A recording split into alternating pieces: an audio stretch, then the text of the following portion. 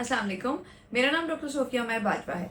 आज की इस वीडियो में मैं आपको बताऊंगी कि फाइब्रॉइड्स रिमूव करने के लिए कौन कौन सी किस्म की सर्जरी होती है।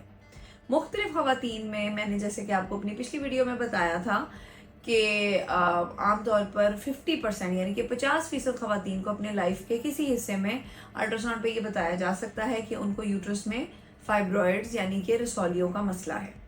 इन रसौलियों को रिमूव करने के लिए मुख्तलिफ किस्म के ऑपरेशन किए जाते हैं और उसके बारे में मैं आपको बताऊंगी। मैं आपको अपनी वीडियोस में पहले डिटेल में ये बात भी बता चुकी हूँ कि फाइब्रॉइड्स को हमेशा रिमूव करने की ज़रूरत नहीं होती।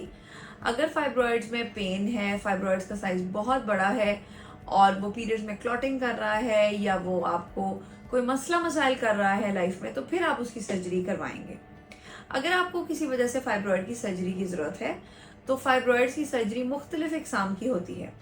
कुछ खवातीन ऐसी होती हैं जिनमें मल्टीपल फाइब्रॉइड्स होते हैं, यूट्रस में बहुत ज़्यादा डिफरेंट रसौलियाँ होती हैं।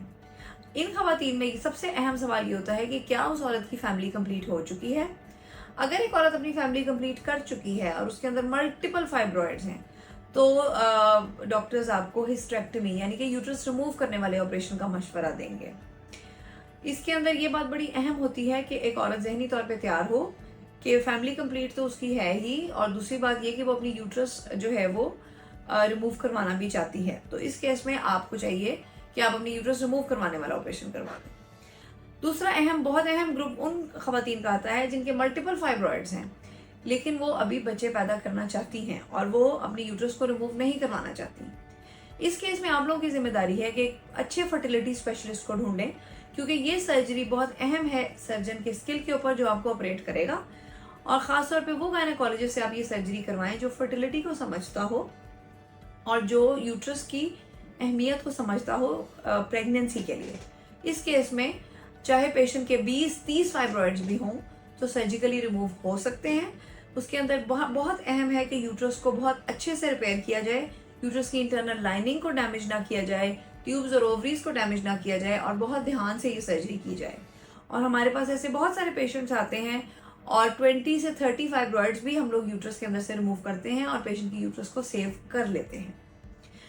अगर किसी औरत को सिर्फ एक फाइब्रॉइड है और वो बहुत बड़ा है तो उस केस में सिंपल मायोमेक्टमी की जाती है, यानी कि पेट के जरिए ऑपरेशन कर कर फाइब्रॉइड को रिमूव कर कर यूट्रस को रिपेयर किया जाता है। इस केस में यूट्रस रिमूव करने की ज़रूरत नहीं पड़ती, लेकिन अगेन ये बात बहुत अहम है कि ये आप अच्छे फर्टिलिटी स्पेशलिस्ट से ये सर्जरी कराएं ताकि आपकी यूट्रस, ओवरीज और ट्यूब्स डैमेज ना हो। चौथा ग्रुप उन खवातीन का आता है जिनको फाइब्रॉइड्स यूट्रस की कैविटी के अंदर है, यानी कि यूट्रस की अंदरूनी दीवारों के अंदर अगर फाइब्रॉइड है तो उसके लिए हिस्टेरोस्कोपिक सर्जरी होती है, यानी कि नीचे से यूट्रस के अंदर कैमरा डाल के शेव करके छोटे छोटे पीसेस में काट के उस फाइब्रॉइड को यूट्रस के अंदर से रिमूव किया जाता है। इस तरह की सर्जरी को हिस्टेरोस्कोपिक मायोमेक्टमी कहा जाता है और ये पेट पे कट के बगैर हो जाती है।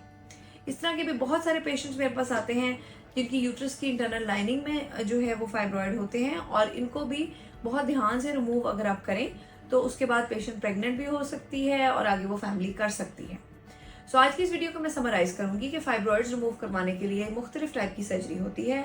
अगर एक सिंपल फाइब्रॉइड है तो उसको मायोमेक्टमी कहेंगे, मल्टीपल फाइब्रॉइड्स हैं यूट्रस रिमूव करवानी है तो उसको हिस्टेरेक्टमी कहेंगे, मल्टीपल फाइब्रॉइड्स रिमूव करके यूट्रस बचानी है तो वो भी मायोमेक्टमी है, उसके अंदर बहुत ध्यान से यूट्रस को रिपेयर किया जा सकता है।